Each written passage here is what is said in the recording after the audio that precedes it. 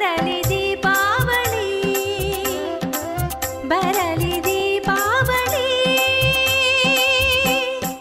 ದಿವಾಲಿ ಅಂದರೆ from childhood ತುಂಬ enjoy ಮಾಡಿದ್ದೀವಿ. We used to be waiting because ತುಂಬ ಗ್ರ್ಯಾಂಡಾಗಿ ಸೆಲೆಬ್ರೇಟ್ ಮಾಡೋದು ನಮ್ಮ ಮನೇಲಿ. ವಿ ಆರ್ ಸಿಂಧೀಸ್, ಸೊ ಹಾಗಾಗಿ ಬಾಯಿಂಗ್ ಒಂದು ಜೋಡಿ ಅಲ್ಲ, ಒಂದು 5-6 ಜೋಡಿ ಹೊಸ ಹೊಸ ಬಟ್ಟೆ ಎಲ್ಲರಿಗೂ, ಇಡೀ ಮನೆ ಪೇಂಟ್ ಆಗೋದು ಆ್ಯಂಡ್ ರಿಲೇಟಿವ್ಸ್ ಬರೋರು. ಬೆಂಗಳೂರಿಂದ ಬಹುಶಃ ನಾವು ಬಾಂಬೆ ತನಕ ಸ್ವೀಟ್ಸ್ ಕಳಿಸ್ತೀವಿ.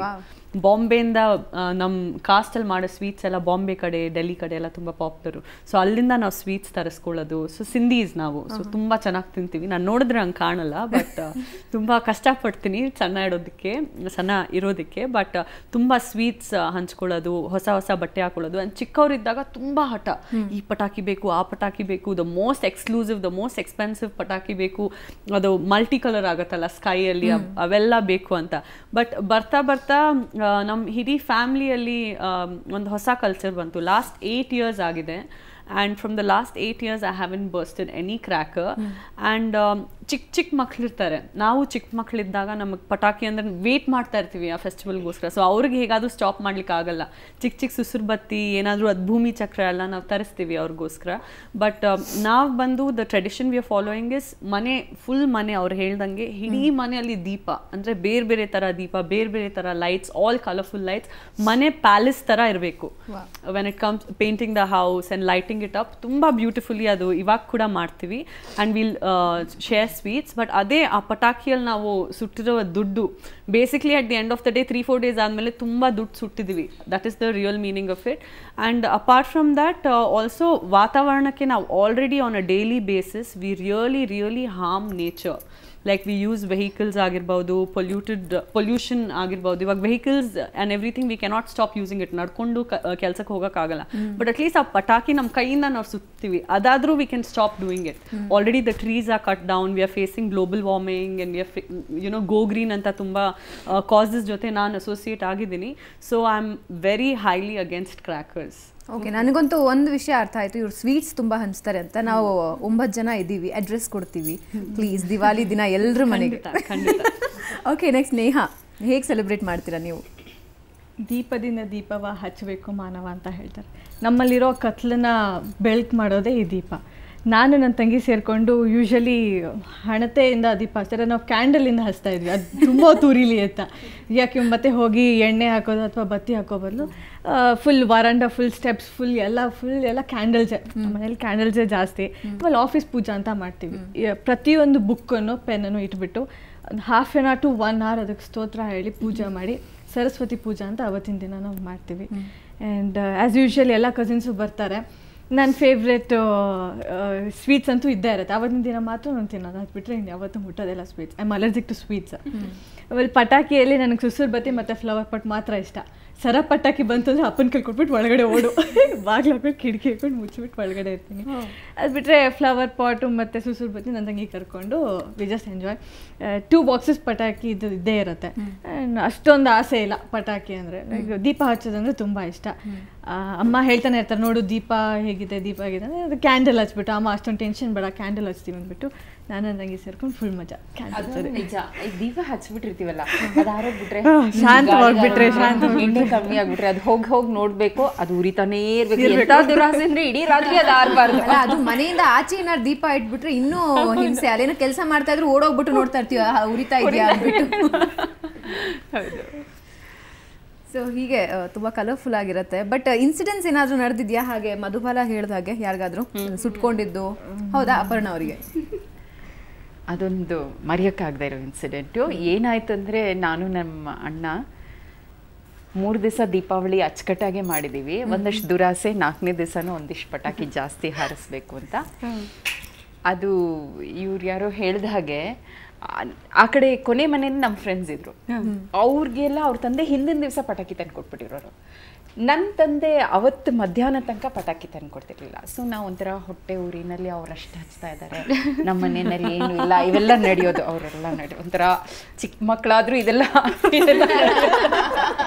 ಕೊನೆಗೆ 4ನೇ ದಿವಸ ಹಠ ಮಾಡಿ ನಮ್ಮ ತಂದೆ ಕೈಲಿ ಈ ಟ್ರೈನ್ ಪಟಾಕಿ ಬರೋದಲ್ಲ, ದಾರ ಕಟ್ಬಿಟ್ಟು ಇದು, ಆಮೇಲೆ ರಾಕೆಟ್ಟು ನನ್ನ ಅಣ್ಣ ಏನು ಮಾಡ್ದ, ಒಂದು ಬಾಟ್ಲ್ ಇಟ್ಟ, ಆ ರಾಕೆಟ್ ಇಟ್ಟ, ಹಚ್ಚೋ ನಾನು ನೋಡ್ತೀನಿ ಅಂತ ಹಿಂಗೆ ಕೂತೆ, ಅದು ಜುಯಿ ಅಂತ ಇಲ್ಲೇ ಬಂದು.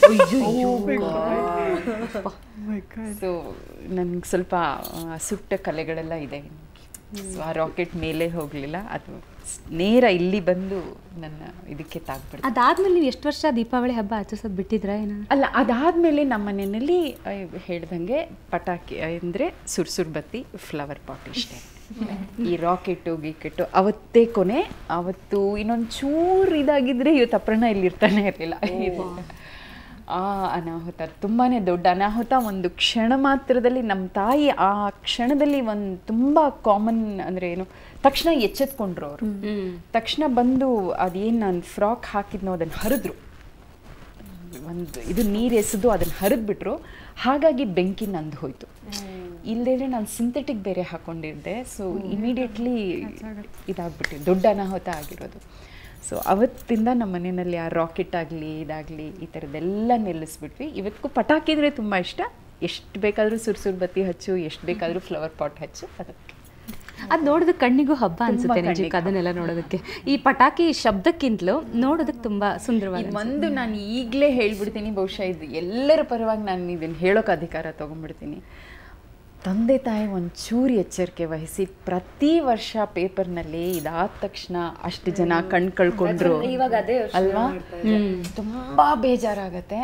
ಮಕ್ಕಳು ನಾವೆಲ್ಲ ಸಂಭ್ರಮಿಸ್ತೀವಲ್ವಾ, ಸೊ ಮಕ್ಕಳನ್ನ ನಾವು ಅನ್ನೋಕ್ಕಾಗಲ್ಲ. ಪ್ಲೀಸ್ ತಂದೆ ತಾಯಿಗಳು ದಯಮಾಡಿ ಎಚ್ಚರಿಕೆ ವಹಿಸಿ. ಅದೊಂದು ಕೋರಿಕೆ ನಾವೆಲ್ಲರೂ ಬಹುಶಃ ಎಷ್ಟು ಎಲ್ಲರೂ ಕೂಡ ಮಕ್ಕಳ ಬಗ್ಗೆ ಯೋಚನೆ ಮಾಡೋದ್ರ ಜೊತೆಗೆ ಈ ಫ್ಯಾಕ್ಟ್ರೀಸ್ ಅಲ್ಲಿ ಚಿಕ್ಕ ಚಿಕ್ಕ ಮಕ್ಕಳನ್ನ ಇದಕ್ಕೆ ವರ್ಕ್ ಮಾಡೋದಕ್ಕೆ ಇಟ್ಕೋತಾರಲ್ಲ, ಅಂತ ಮಕ್ಕಳದು ಏನಾದ್ರೂ ದುರಂತರ ನಡೆದ್ರೆ ನಿಜವಾಗ್ಲೂ ಕಣ್ಣಲ್ಲಿ ನೀರು ಬರುತ್ತೆ. ಏನಕ್ಕೆ ಮಕ್ಕಳನ್ನ ಅಂತ ಒಂದು ಫ್ಯಾಕ್ಟ್ರೀಸ್ಗೆ ಏನಕ್ಕೆ ಮಕ್ಕಳನ್ನ ಸೇರಿಸ್ಕೋಬೇಕು? ದಯವಿಟ್ಟು ಮಕ್ಕಳನ್ನ ಯಾರು ಸೇರಿಸ್ಕೋಬೇಡಿ. I want to tell that. ನಂಗೆ ನಿನ್ನೆಯಿಂದ ಅದೇ ಯೋಚನೆ ಬರ್ತಿತ್ತು. ಫ್ಯಾಕ್ಟ್ರೀಸ್ ಅಲ್ಲಿ ಮೇನ್ಲಿ ಗನ್ ಪೌಡರ್ ಇಟ್ಬಿಟ್ಟು ತುಂಬಾ ಬಡವ್ರ ಮಕ್ಕಳನ್ನ ಅಲ್ಲಿ ಕೆಲಸ ಮಾಡಿಸ್ತಾರೆ. ತುಂಬಾ ಕಮ್ಮಿ ದುಡ್ಡು ಕೊಡ್ತಾರೆ ಆ ಗನ್ ಪೌಡರ್. ಪ್ಲಸ್ ಅವ್ರಲ್ಲಿ ಕೆಲಸ ಮಾಡ್ಬಿಟ್ಟು ಆಚೆ ಬಂದ್ರೆ ಆ ಗನ್ ಪೌಡರ್ ಎಫೆಕ್ಟ್ ಹೋಗೋದೇ ಇಲ್ಲ ಅವ್ರ ಮೈಂದ, because they breathe it and you know they it mixes with your food. It's chemical. And ಚಿಕ್ಕ ಚಿಕ್ಕ ಮಕ್ಕಳು, all poor kids are forced to get in to that by you know their poor parents. So I think buying crackers itself is a sin. ಇನ್ನೂ ಒಂದು ಅಂಶ ಬಹುಶಃ ನಾವು ಜ್ಞಾಪಿಸ್ಬೇಕು. ಪಟಾಕಿ ಹೊಡೆದ್ಬಿಟ್ಟಿರ್ತೀವಿ, ಯಾರು ಅದನ್ನ ಕ್ಲೀನ್ ಮಾಡುವ ಯಾರ ಮನೆ ಮುಂದೆ ಜಾಸ್ತಿ ಗಲೀಜಿದೆ ನಮ್ ಜನ ಎಂತಹ ಇಂಟೆಲಿಜೆಂಟ್ ಅಂದ್ರೆ ನಮ್ ಮನೆ ಹತ್ರ ಹೊಡೆದಿದ್ ಪಟಾಕಿನ ಇಲ್ಲೇ ಮಾಡಿರೋರಿದ್ದಾರೆ. ಬೇರೆಯವ್ರ ಮನೆ ಪಟಾಕಿ ಹೊಡೆದಿರೋಂತ ಪೇಪರ್ಸ್ ಇರುತ್ತಲ್ಲ, ಅದನ್ನ ನಾನ್ ಹೊಡೆದಿದ್ದೀನಿ ಅಂತ humans, I mean I guess large ಸ್ಕೇಲಲ್ಲಿ ವೈಲ್ಡ್ ಲೈಫ್ ಕೂಡ ಅಫೆಕ್ಟ್ ಆಗುತ್ತೆ ಅಂತ ನಾನು ತಿಳ್ಕೊಳ್ತೀನಿ. ಹಕ್ಕಿಗಳು ನೀವು ನೋಡ್ಬೋದು ದಿಕ್ಕಾಪಾಲಾಗಿ ಓಡಾಡ್ತವೆ.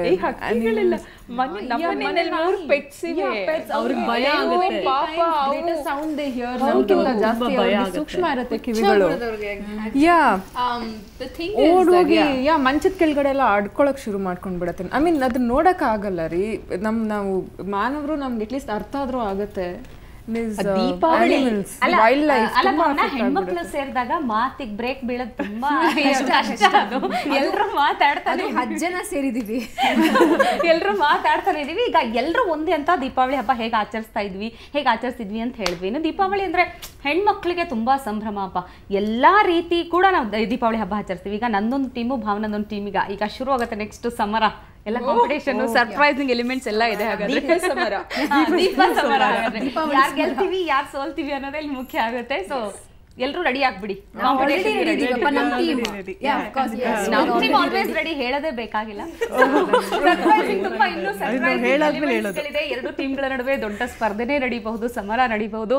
ಆ ದೀಪಗಳ ಹಬ್ಬವನ್ನ ನಾವು ಹೇಗೆ ಡಿಫ್ರೆಂಟ್ ಆಗಿ ಆಚರಿಸ್ತೀವಿ ಅನ್ನೋದನ್ನ ನೀವು ಕೂಡ ನೋಡ್ತಾರೆ. ಅದಕ್ಕೂ ಮೊದಲೊಂದು ಸಣ್ಣ ಬ್ರೇಕ್.